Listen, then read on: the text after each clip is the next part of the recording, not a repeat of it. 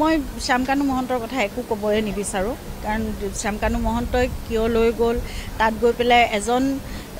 বন্ধু বুলিয়ে অকল জুবিনৰ দৰে এজন ব্যক্তিক এটা সত্তাক এজন শিল্পীক কেনেদৰে ৰাখিব বিচাৰিছিলে সেইটো কথা মই একো বুজিয়ে নাপালোঁ না কোনো মেডিকেল এছিষ্টেঞ্চ আছিল না কোনো ছিকিউৰিটি আছিল না তেওঁৰ প্ৰতি বিশেষ কিবা এটা মানে থকাৰ তেওঁৰ খোৱাৰ তেওঁৰ যত্নৰ কাৰণে কিবা এটা বিশেষ কিবা ব্যৱস্থা কৰা হৈছিল বুলিও মোৰ সন্দেহ আছে সেইবোৰ কথাত আৰু একো কৰা নাছিল আচলতে আৰু শেষ মুহূৰ্ততো দেখা গৈছে তাত যিসকল উপস্থিত আছিল সিদ্ধাৰ্থে হওক শেখৰে হওক বা তাত উপস্থিত যিসকল অসম এছ'চিয়েশ্যনৰ যিকেইজন মেম্বাৰ আছিল তেওঁলোকে জুবিনৰ কোনো সেই একদম ভাগৰুৱা অৱস্থাটো তেওঁক আচলতে আঁতৰাই আনিব লাগিছিল সেই সময়ত তেওঁক পানীত নামিবলৈ দিয়াৰ কোনো কথা নাছিল ৰাখিব লাগিছিল সেইটো একদম সম্পূৰ্ণ দায়িত্ব আছিল সেইটো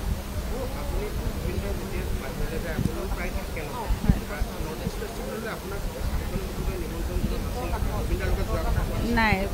যোৱা কথা কোৱাও নাছিল আৰু হোৱাও নাছিল কিন্তু এইখিনি সময়ত মোৰ ঘৰুৱাও বহুত সমস্যা আছিল আচলতে দেউতা মোৰ শহুৰ দেউতাও অসুস্থ মোৰ নিজৰ মা দেউতা অসুস্থ তেওঁলোকৰ কেয়াৰটেকাৰ দুজন তেতিয়া মানে এজনৰ মামাকৰ মৃত্যু হৈছিল গতিকে ঘৰলৈ যাব লগাও হৈছিল তাৰপিছত মোৰ দেউতাৰ লগত থকাজনৰো তেওঁক মানে কেইদিনমানৰ কাৰণে ছুটি লাগিছিল পূজাৰ আগে আগে এই গোটেই কথাবোৰ আচলতে মই ঠিক কৰিবলৈ ঘৰত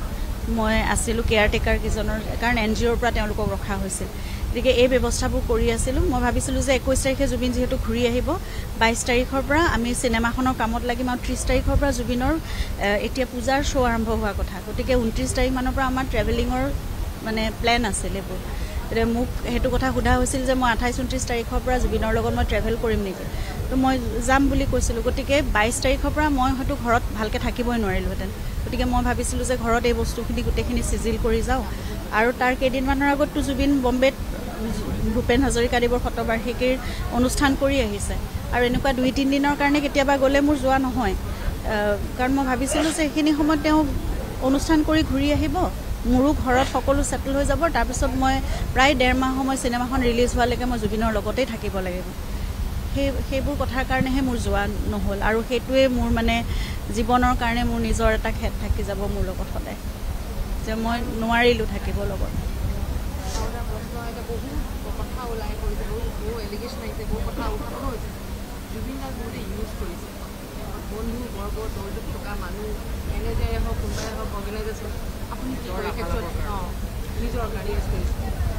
সেইটোতো বহুত আগৰ পৰাই দেখা গৈছে আৰু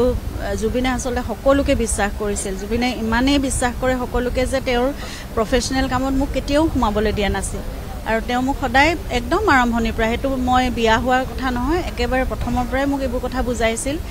যে যেতিয়া NK প্ৰডাকশ্যন আছিল দেৱে বৰকটকী তেওঁলোক মোৰ ফেমিলি মোৰ ককাই ভাইৰ নিচিনা এইবোৰ ব্যৱসায়ৰ কামত তুমি মাজত নোসোমাবা কাৰণ যেতিয়াই আমাৰ পত্নীসকল সোমায় বা মহিলাসকল সোমায় ঘৰৰ তেতিয়া কিছুমান কথাত অসুবিধাৰ সৃষ্টি হ'ব পাৰে গতিকে তেতিয়াৰ পৰাই মোক প্ৰতিটো কথাত মানে প্ৰফেশ্যনেল কথাত মই আঁতৰিয়ে থাকিছিলোঁ কেতিয়াও মই সোমোৱা নাই